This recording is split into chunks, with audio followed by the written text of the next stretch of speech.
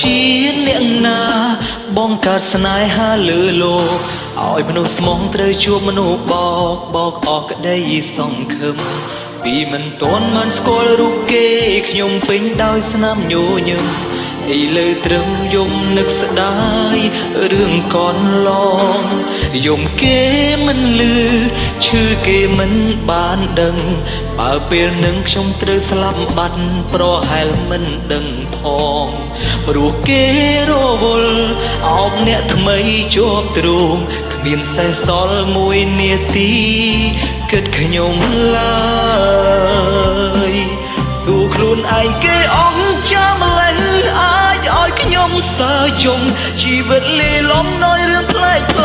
មិនចេញអង្សងឡើយពីមនុស្សម្នាក់ធ្លាប់តែរឹងមាំប្រែคล้ายជាទន់ខ្សោយតើថ្ងៃក្រោយខ្ញុំត្រូវរស់នៅយ៉ាងណាឈឺដល់ថ្នាក់យំលេងចេញទឹកភ្នែកស្រែកឡើងបាត់សមលេងគ្មានអ្នកហួងហែងមានតែមេឃទេយល់អារម្មណ៍ឯកាពោពុកប្រែពណ៌ជាខ្មៅភ្លៀងដោយកំពុងខឹងអ្នកណាឬចេតនាជួយយំជួមនុស្សខូចចិត្ត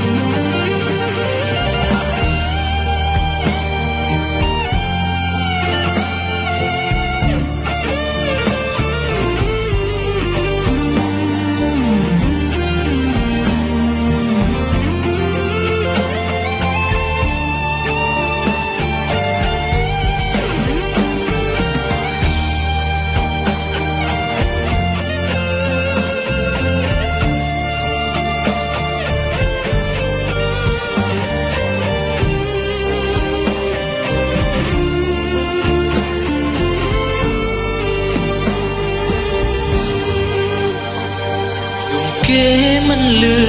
ឈឺគេមិនបានដឹង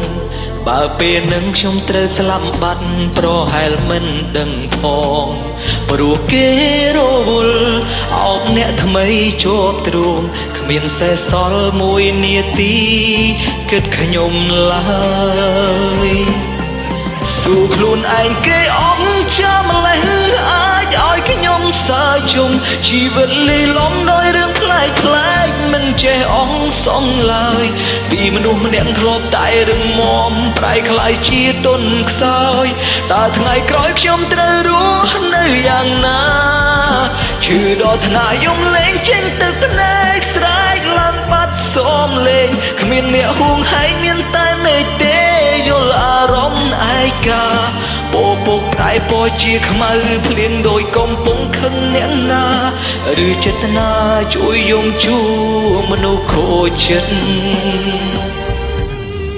សួរខ្លួនឯងគេអង្ចាំលែងអាចឲ្យខ្ញុំសើយំជីវិតលីលំដោយរឿងផ្លែកមិនចេះអង្សងឡើយពីមនុស្សម្នាក់ធ្លាប់តែរឹងមាំប្រែคล้ายជាទន់ខ្សោយតើថ្ងៃក្រោយខ្ញុំត្រូវរស់នៅយ៉ាងណាឈឺដល់ថ្នាក់យំលេងចេញទឹកភ្នែកស្រែកឡើងបាត់សមលេងគ្មានអ្នកហួងហែងមានតែមេឃទេយល់អារម្មណ៍ឯកាពោពុកតែពណ៌ជាខ្មៅភ្លៀងដោយកំពុងខឹងអ្នកណាឬចេតនាជួយយំជួមនុស្សខូចចិត្តពោពុកប្រែពណ៌ជាខ្មៅភ្លៀងដោយកំពុងខឹងអ្នកណាឬចេតនា